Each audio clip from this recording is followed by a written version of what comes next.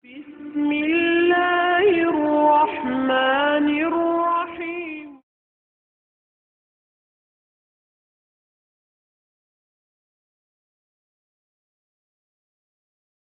ورحمة الله وبركاته.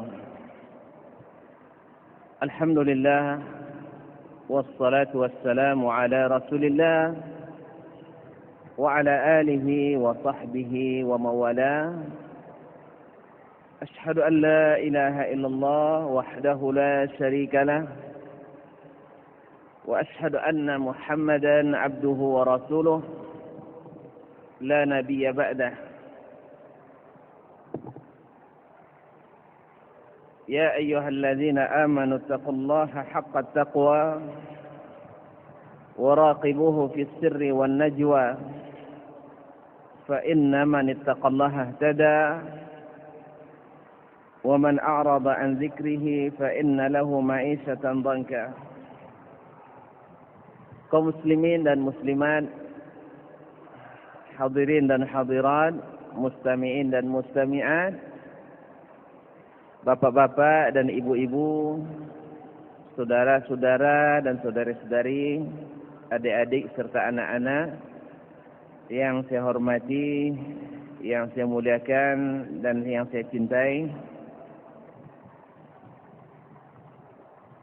Dengan memuji dan memuja Allah, kita memulai majlis kita pada sore hari ini.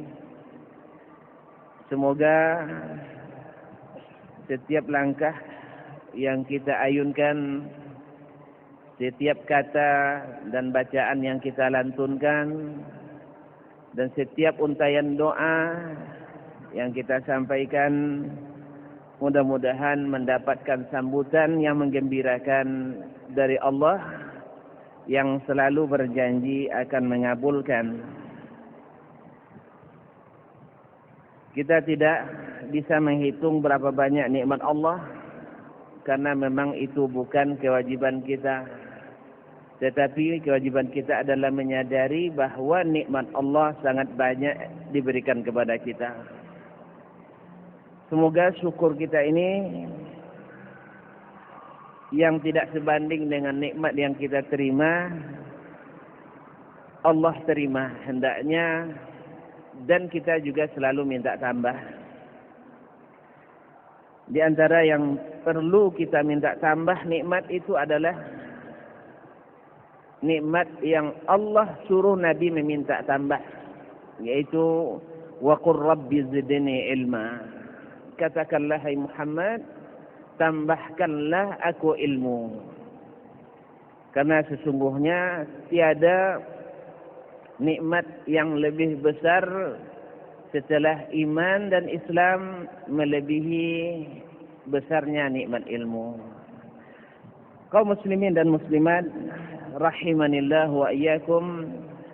Kemudian selawat dan salam kita iringkan pula kepada guru dari seluruh guru, alim dari seluruh ulama, yaitu Nabi kita alaihi salatu wassalam, yang meninggalkan khazanah ilmu yang berharga ini, yang dalam hadisnya disebut faman akhadhahu faqad akhadha bihawdhin wafir. Siapa yang mengambil bagian dari ilmu ini, sungguh dia benar-benar mendapatkan bagian yang banyak dari dunia ini. Nah, ilmu inilah kewarisan terbesar yang diwariskan oleh Nabi besar alaihi salatu wassalam.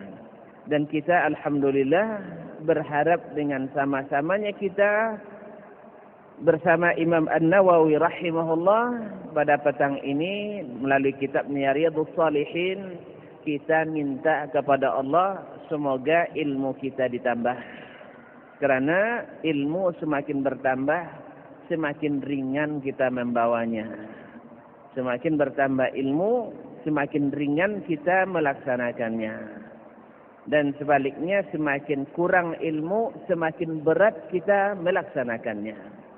Alhamdulillah, kita dengan semangat, dengan niat yang ikhlas, kita sama-sama duduk sebentar antara maghrib dan isya ini bersama salah seorang ulama ternama, Abu Zakaria Yahya ibn Sharaf An-Nawawi rahimahullah, dalam kitabnya Taman-Taman Orang Soleh. Taman-taman orang-orang soleh, yaitu Riyadhus Shalihin, dan kita pasti senang ketika berada di taman. Dan alhamdulillah kita disebut oleh Nabi sedang berada di taman-taman surga, yaitu majelis-majelis ilmu yang penuh dengan rahmat, ketentraman hati yang diiringi dan dikelilingi oleh para malaikat. Kaum muslimin dan muslimat, baik yang hadir maupun yang mendengarkan, dengan harapan semoga kita sama-sama dapat kebaikan, kita mulai majlis ini dengan bismillahirrahmanirrahim. Qala al-Imam an-Nawawi rahimahullah, wa an Abi Musa Abdullah ibn Qais al-Ash'ari radhiyallahu anhu 'an an-nabi sallallahu alaihi wasallam, dari Abu Musa Abdullah ibn Qais al-Ash'ari. Abu Musa adalah salah seorang sahabat Nabi yang dikenal dengan laqab, dengan kunyahnya Abu Musa al-Ash'ari. Beliau ini dari Ash'ar, dari Yaman, dan beliau pernah menjadi amir di zaman Khalifah Ali bin Abi Thalib dan sebelumnya Utsman bin Affan. Abu Musa al-Ash'ari adalah datuknya Abu siapa? Abul Hasan al-Ash'ari, yaitu imam mazhab Asy'ariyah sebelum beliau kembali kepada mazhab salafus salih. Ini adalah datuknya, atau bukan datuk langsung, tapi datuknya gitu. Yaitu ya, karena Abul Hasan al-Ash'ari itu hidup di abad ke-5 Al-Hijrah, dan dia ini hidup di abad pertama. Jadi Abul Hasan al-Ash'ari ini adalah cucu atau cicit daripada Abu Musa al-Ash'ari rahimahullah, radhiyallahu ta'ala anhu wa rahimahullah. An Nabi sallallahu alaihi wasallam, dari Nabi sallallahu alaihi wasallam, qala, dia berkata, innallaha ta'ala yabsutu yadahu bil-laili liyatuba musii'un nahar wa yabsutu yadahu bin-nahar liyatuba musii'ul lail hatta tatlu'a asy-syamsu min maghribiha. Sesungguhnya, maaf, itu hadis, ada dua hadis lagi yang tertinggal sebelumnya, yaitu hadis ke-10, urutan ke-10 ini belum kita bacakan. Itu hadis yang selanjutnya, mohon maaf, hadis yang ke-15 dari kitab Taubah ini. Yang kemarin kan 13 dan 14 ya, saya lupa, mohon maaf. Wa an Abi Hamzah, dari Abu Hamzah Anas ibn Malik al-Ansari khadimi Rasulullah radhiyallahu anhu, qala, dari Abu Hamzah Anas ibn Malik ibn Anas ibn Nadar, Abu Hamzah al-Ansari al-Khazraji thumma al-Basri, sahabat kecil Rasulullah sallallahu alaihi wasallam, merupakan khadim Rasulullah sejak Nabi sampai di Madinah sampai wafatnya. Beliaulah yang menjadi saksi bahwa Nabi alaihi salatu wassalam sebagai majikan adalah majikan teladan, yang tidak pernah mengatakan kepada Anas bin Malik radhiyallahu anhu pada sesuatu yang dia lakukan, limadza fa'alta, kenapa kamu lakukan ini, atau sesuatu yang dia tinggalkan, limadza lam taf'al, kenapa kamu tidak melakukannya. Inilah Rasulullah sallallahu alaihi wasallam. Dia juga yang mengatakan, ma masistu yada ahadin alyana min yadi Rasulillah sallallahu alaihi wasallam. Saya tidak pernah menyentuh tangan yang sehalus tangannya Rasulullah sallallahu alaihi wasallam. Berarti Nabi manja. Ya, tangannya halus. beliau adalah seorang panglima perang yang ikut mengangkat senjata. Berarti beliau juga ikut mainkan pedang. Tetapi tangannya halus. Karena halusnya tangan itu kan ada aura dari dalamnya ya. Halusnya jiwa Rasulullah sallallahu alaihi wasallam sehingga tangan pun ikut halus dirasakan oleh Anas ibn Malik radhiyallahu anhu. Dari baca belum kan? Belum kan? Baik. Anas juga yang menceritakan bahwa Nabi sallallahu alaihi wasallam pernah mendoakannya ketika beliau mendoakan untuk Anas, Allahumma aksir malahu wa waladah. Ya Allah, perbanyaklah anak dan hartanya. Perbanyaklah harta dan anaknya, atau anak dan hartanya. Karena Allah Maha tahu Anas diberi harta banyak, pandai mendidik anaknya. Sebab dia dididik oleh Rasulullah sallallahu alaihi wasallam sejak umur 10 tahun sampai 20 tahun. Allah tahu kalau dia dikasih harta juga tidak menyibukkannya dari beribadah kepada Allah Subhanahu wa taala. Sehingga dari keturunan Anas ini adalah orang-orang yang alim, orang-orang yang soleh, orang-orang yang zuhud. Radhiyallahu taala anhu. Jadi banyak anak, banyak rezeki. Sedikit anak, sedikit rezeki. Tapi kita dididik untuk takut banyak anak. Pasalnya dunia ini sudah sempit. Dunia ini sudah tidak cukup lagi. Kalau tidak cukup dunia nanti, kita pindah ke Mars sana, ke planet lain. Apa payahnya? Ya Pak ya. Tidak muat nanti, tidak bisa ke Mars, belum ada oksigen di sana, perang kita di dunia ini banyak yang mati. Banyak yang mati. Iya kan? Soalnya dunia ini Allah yang Maha tahu bahwa dunia ini muat untuk kita. Makanya disuruhnya kita punya anak banyak. Rezeki dari Allah itu maha lapang. Allah maha besar pemberiannya. Kan dalam hadis disebutkan, "Lau anna awwalakum insakum wa jinnakum awwalakum wa akhirakum yaqifuna fi sa'idin wahid." Kalau seandainya jin manusia awal sampai akhir berkumpul di satu tempat, minta setiap orang permintaannya, diberikan semuanya, tidak sampai habis kecuali seperti memasukkan mikhyat, memasukkan jarum ke lautan samudra luas, diangkat jarum, itulah nikmat yang dibawa. Ya, semua kita minta apa yang kita inginkan.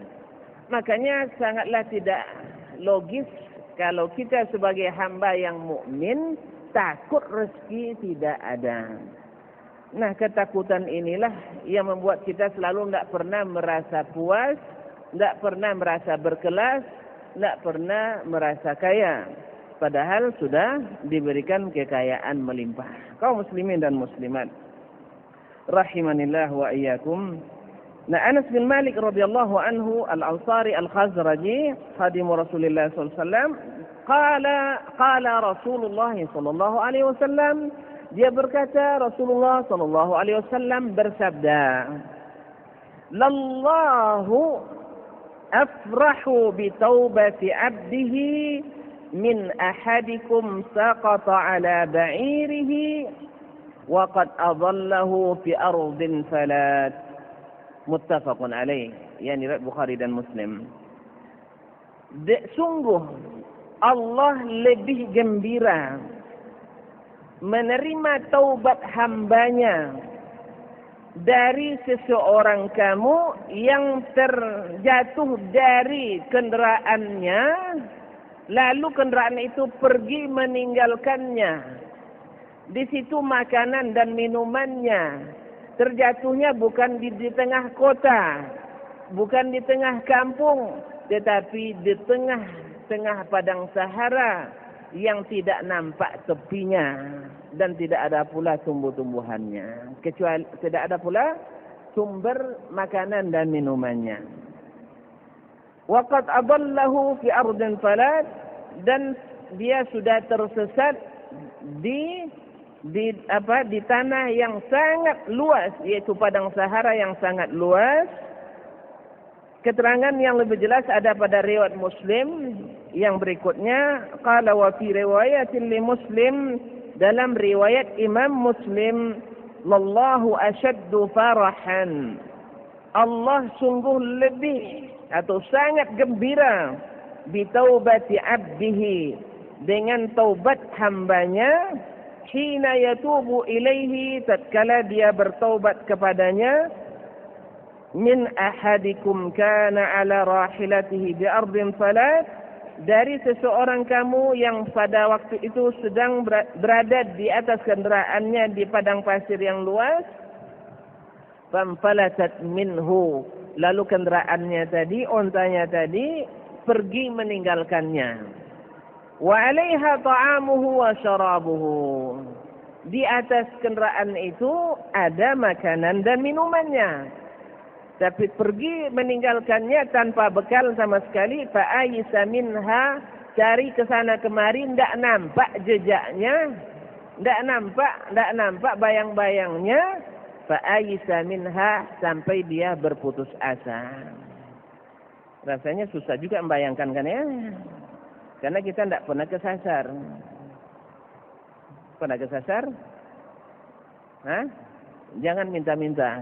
Kesasar jangankan di tengah padang pasir, kesasar dalam kota saja tidak enak. Ya, kesasar di kota saja tidak enak. Tidak pernah coba? Cobalah nanti naik haji, pisahkan diri dari rombongan kesasar sehari semalam, cukup lah. Itu di tengah kota, makanan banyak, orang ramai, enak? Tidak. Ada kalau yang sudah kesasar itu dah kuyu aja sampainya itu lagi. dah kuyu, tahu kuyu? Nah. Baik kaum muslimin dan muslimat yang saya muliakan, dia sudah putus asa, tidak mungkin mendapatkan lagi kendaraannya tadi. Nak berjalan tidak kuat lagi. Karena makanan tak ada, minuman tak ada. Baik. Fa'ata syajaratan, lalu dia datang atau duduk di bawah mendatangi sebatang pohon, fattaja'a fi dhilliha, dan berbaring di bawahnya, di bawah naungan pohon tadi. Jangan bayangkan pohon di padang pasir itu, iya kurus-kurus juga, daunnya kecil-kecil, durinya banyak-banyak. Nah, itu. Karena memang yang tahan, tumbuhan yang tahan kering itu adalah tumbuhan berduri. Makanya limau itu ditanam di tanah tidak ada lagi petani limau sekarang nih. Jeruk itu di mana ditanamnya? Di tanah berpasir. Tidak menahan air. Di mana air ditahannya? Di duri-durinya. Semakin banyak durinya, semakin tahan terhadap air. Dan tukang makannya pun, onta juga paling tahan tidak minum air. Nah, itu. Yang makannya, onta itu makanannya ya tumbuhan-tumbuhan yang berduri itulah. Tidak cacak ya. Tidak tergores lidahnya atau langit-langitnya kayak kita makan makan ikan tuakang. Ikan tuakang tidak jolly. Ikan tuakang itu ikan katuang ya, yang banyak tulangnya.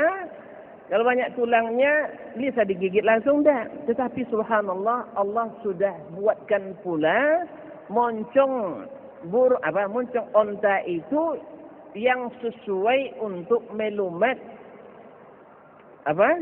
daun-daun pohon yang berduri. Tidak terluka, tidak pernah kita dapatkan onta itu ngadu ke dokter hewannya, moncong saya terluka gara-gara makan. Tidak ada. Jadi tidak ada. Karena memang sudah disetting seperti yang diteliti oleh Profesor Harun Yahya. Memang onta ini adalah hewan yang unik, yang sangat unik.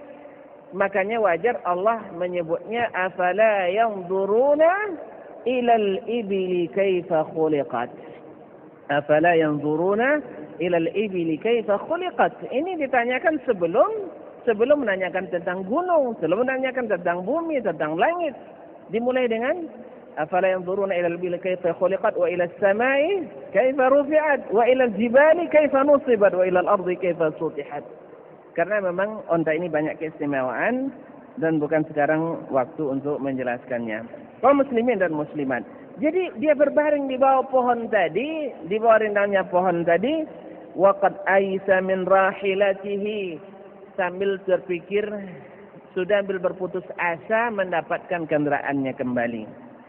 Fa bainama huwa kadzalik idza huwa biha. Di saat sedang berpikir itu tiba-tiba muncul kendaraannya tadi.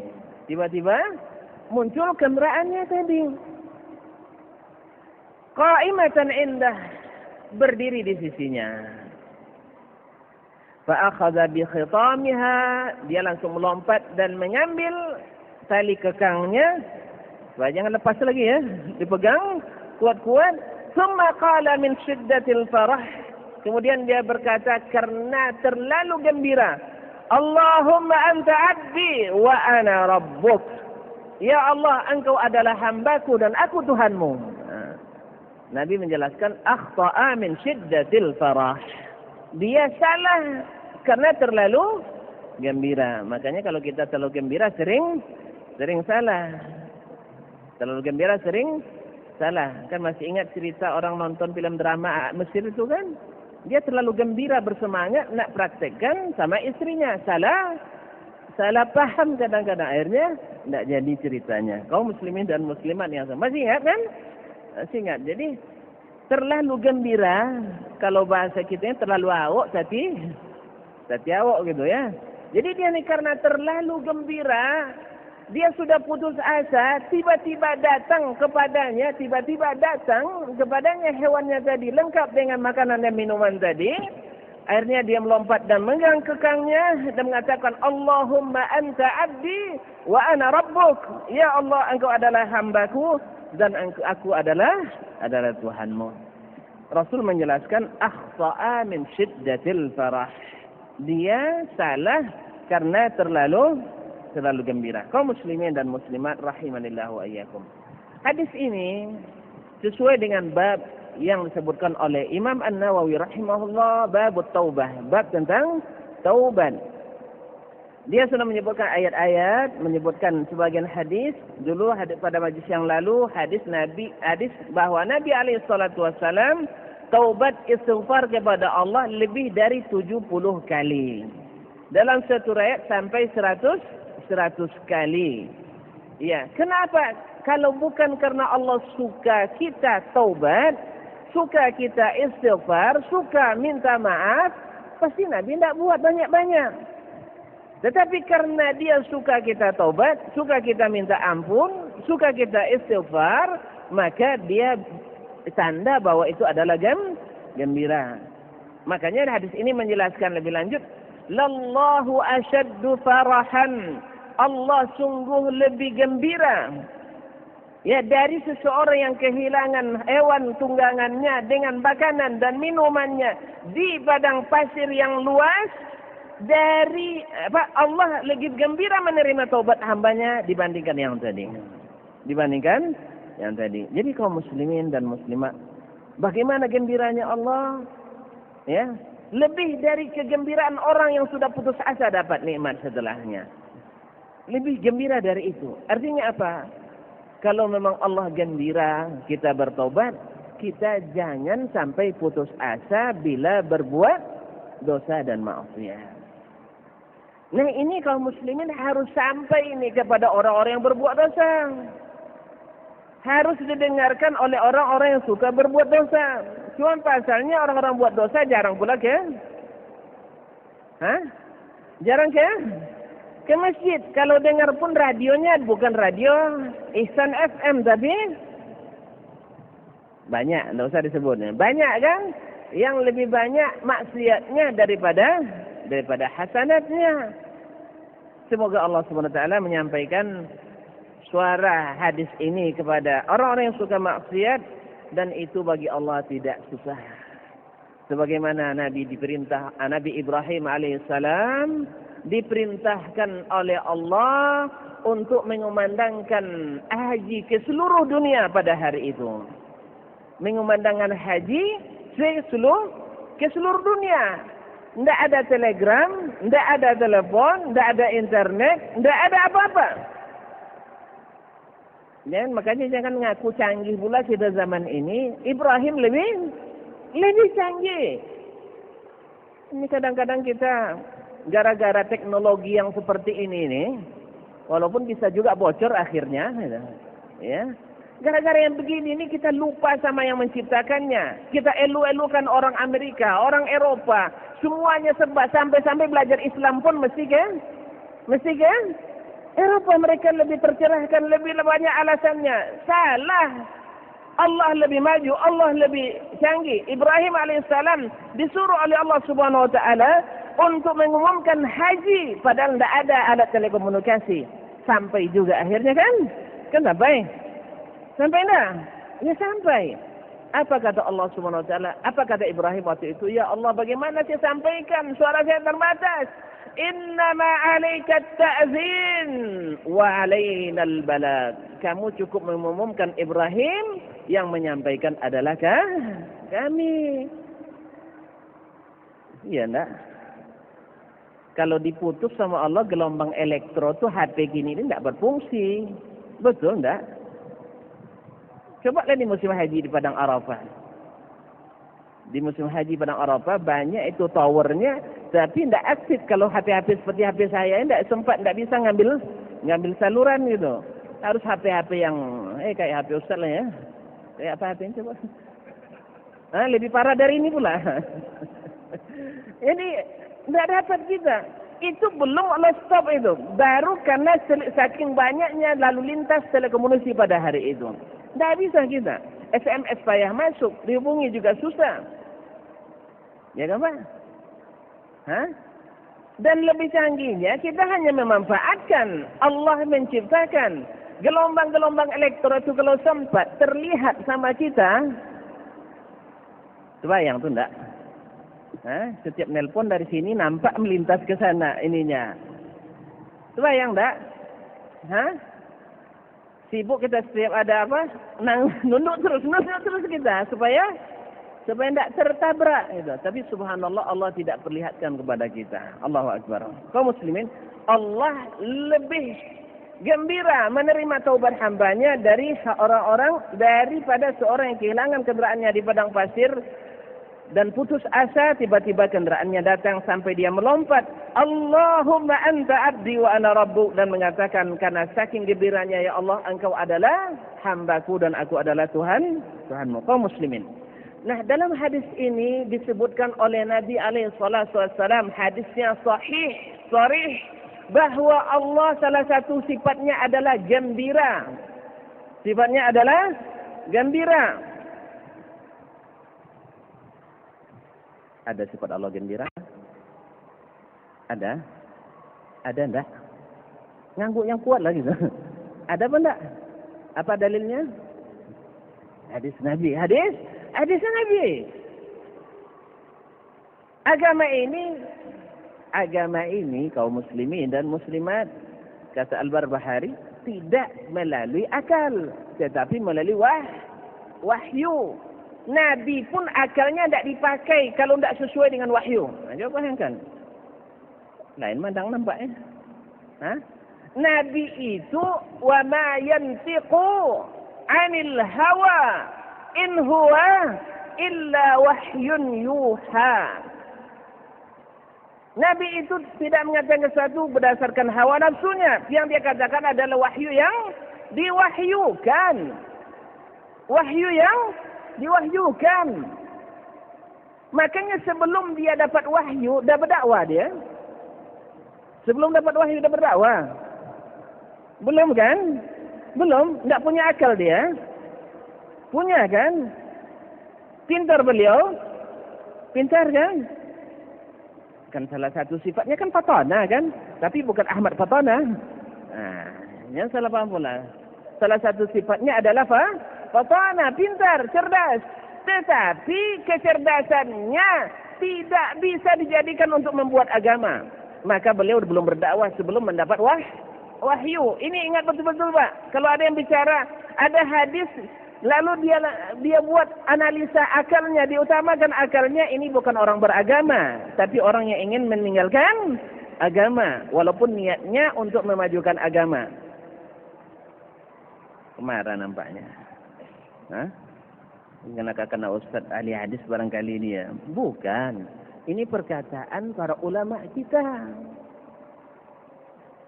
Siapa Imam Awak? Syafi'i. Syafi'i. Imam Syafi'i mengatakan, la yahillu li ahad liman istabanat lahu sunnah ay yatrukaha liqauli ahadin kainan man kan. Tidak halal bagi seseorang yang jelas baginya sunnah. Nah, sunnah di sini pakailah pendapat ahli usul fikih pun yang mengatakan sunnah hanyalah setelah Nabi diutus. Ya kan, kalau ahli hadis kan lebih luas kan, sebelum diutus dan setelah diutus. Apakahlah pendapat para ahli usul fikih yang mengatakan bahawa sunnah itu adalah setelah Nabi utus, dan ini dikatakan Nabi setelah beliau diutus. Siapa yang sudah jelas baginya sunnah, kata Imam Syafi'i, tidak boleh meninggalkan karena perkataan siapapun. La ilaha illallah. Kaum muslimin dan muslimat, umat ini belum dilanda keraguan sebelum terlalu banyak menggunakan logika. Sebelum terlalu banyak menggunakan logika. Baru mereka dilanda keraguan setelah banyak menggunakan logika. Orang-orang Quraisy yang kafir kepada Nabi, mereka tidak banyak mengklaim bahwa yang disampaikan Nabi tidak sesuai dengan akal. Tidak. Iya kan? Coba bacakan ayatnya Ustaz. Aja'al al-alihata ilahan wahida. Kenapa dia jadikan Tuhan yang banyak jadi satu? Kan banyak lebih bagus dari satu. Itu aja kata mereka. Bukan karena pakai ini tidak sesuai dengan nasa kita, tidak itu. Kaum muslimin dan muslimat. Jadi ketika kita menerima hadis ini, Allah gembira, maka kita terima sifat Allah. Di antara sifat-sifat Allah itu adalah bergembira, menerima taubat kita. Kalau kita nafikan sifat ini kaum muslimin, kita tidak tahu, atau kita mengatakan tidak mungkin Allah gembira menerima taubat, akhirnya tidak mau juga kita taubat. Dia tidak mau jadinya taubat, akhirnya jadi pengerengkang semuanya. Tahu pengerengkang? Hah? Bu ya? Pengoye. Kita sudah diajar, kata Nabi begini, tetap juga kita bersikeras, tidak mungkin. La ilaha illallah. Lebih pintar kita dari Nabi SAW. Lebih pintar kita dari Nabi SAW. Kita lebih pandai bahasa Arab dari Abu Bakar, Umar, dan Utsman dan Ali radhiyallahu anhum. Lebih pandai berbahasa Arab dari Abu Hanifah, Malik, Asy-Syafi'i dan Ahmad. Ya tak? Mereka adalah ahli-ahlinya. Makanya ketika kita mulai beragama ini menggunakan akal saja tanpa wahyu, atau membelakangi wahyu, atau mempelintir wahyu, maka umat ini selalu terombang-ambing dalam keraguan-raguan. Dan ini terbawa-bawa ke dalam kehidupan sehari-hari kita. Buktinya tadi, Allah suruh kita banyak punya anak, kita tidak mau punya.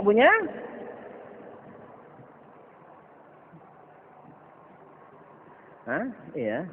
Allah suruh kita solat berjamaah, jangan sampai sibuk bekerja jangan sampai lalai solat berjamaah gara-gara bekerja, betul?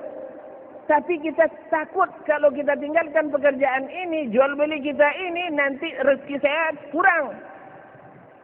Kenapa?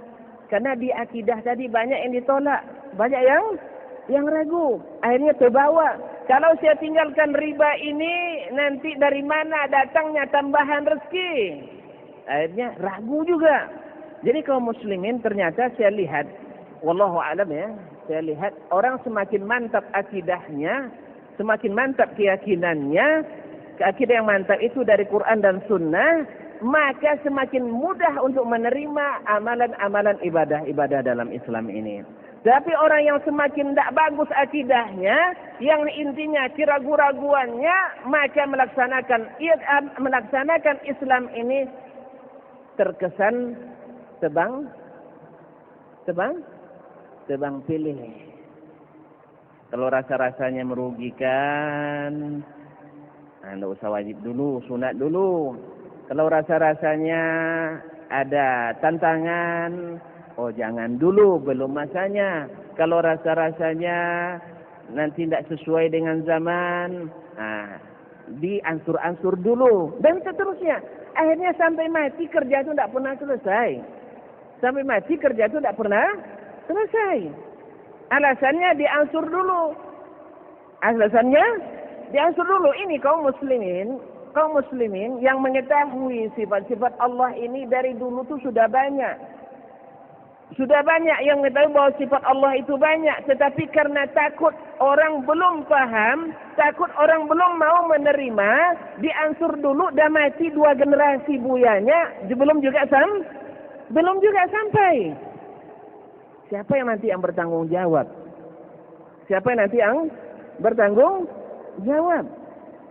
Masih ingat kasus pencucian?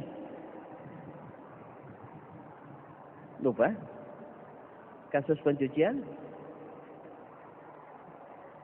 Kemarin kan kita bahas kasus pencucian ibadah kan? Masih lupa?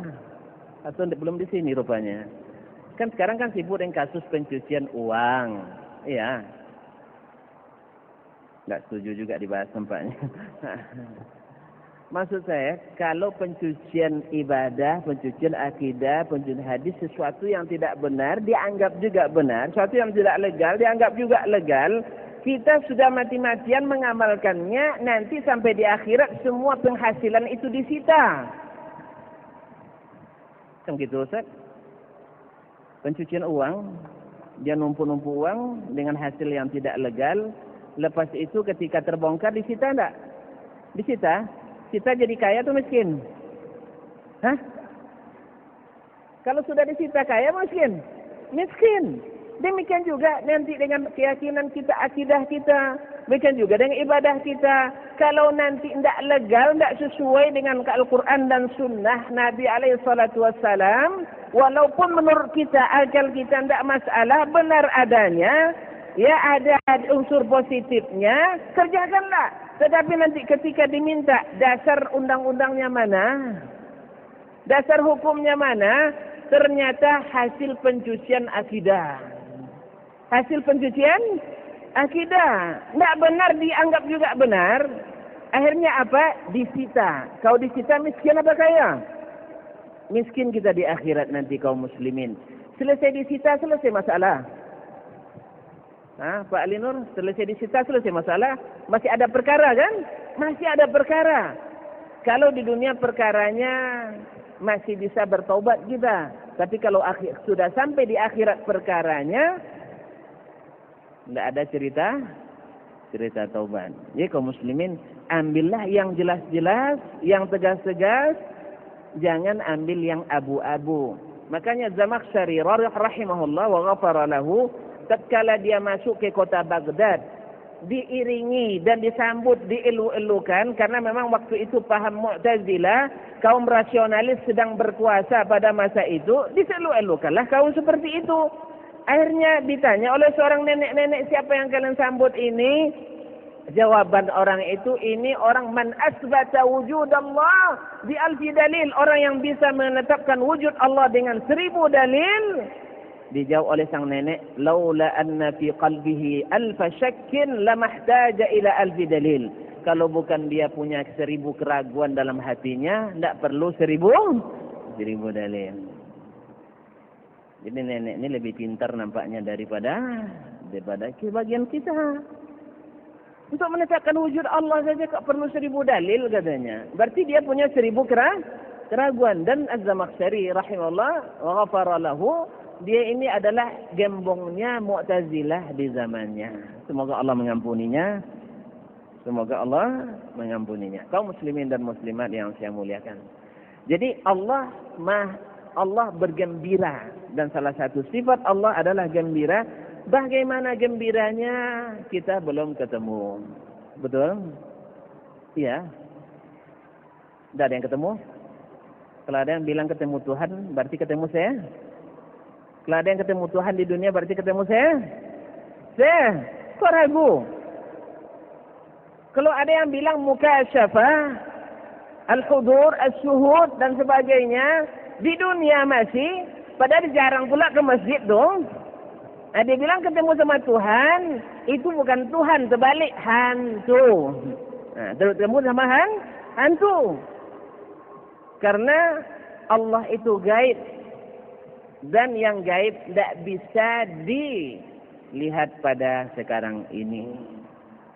Qul la ya'lamu man fil ardil ghaiba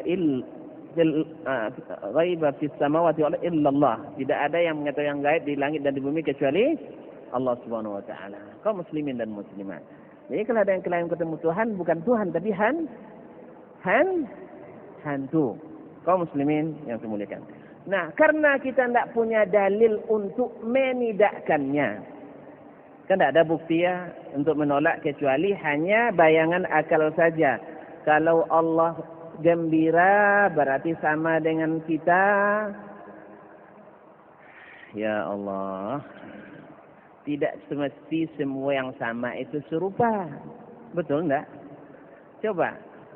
Suka senyum enggak? Senyum. Kucing suka senyum enggak? Hah?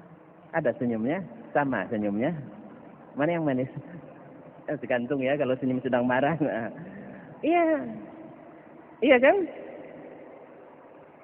Kita pun sesama kita senyumnya juga tidak sama. Senyumnya kayak kelewang dengan kita kan tidak sama kan? Tahu kelewang?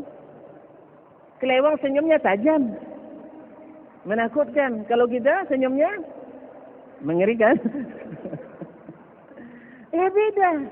Sesama kita aja beda kaum muslimin.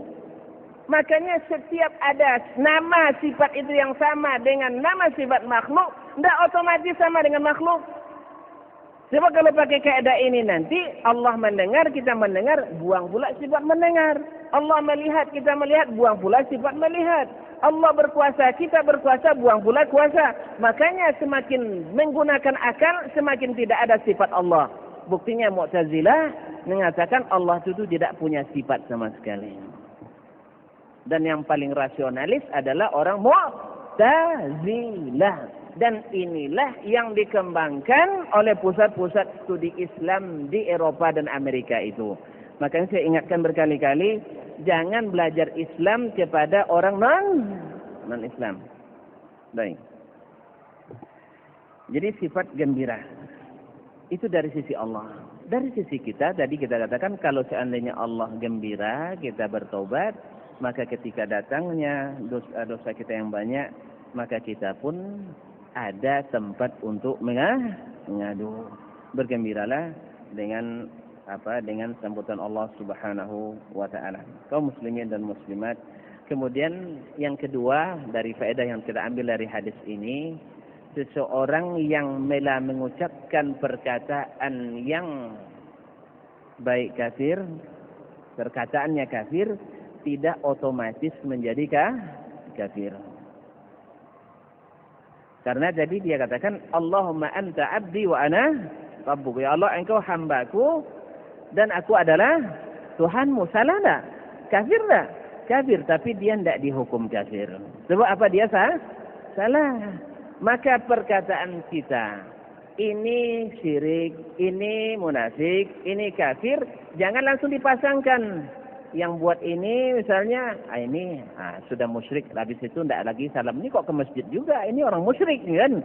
Nah, jadi kaum muslimin beda antara hukum terhadap perbuatan atau perkataan dengan hukum terhadap orang yang melakukannya.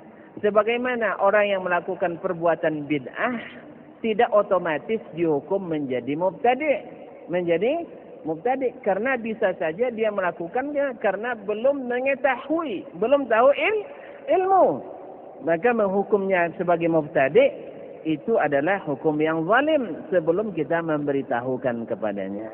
Kaum muslimin dan muslimat, Allah Subhanahu wa taala Maha mengampuni kita dan Maha bergembira menerima taubat kita, maka jangan ragu-ragu. Setiap melakukan dosa, cepat-cepatlah menggembirakan Allah. Cepat-cepatlah menggembirakan Allah Subhanahu wa taala.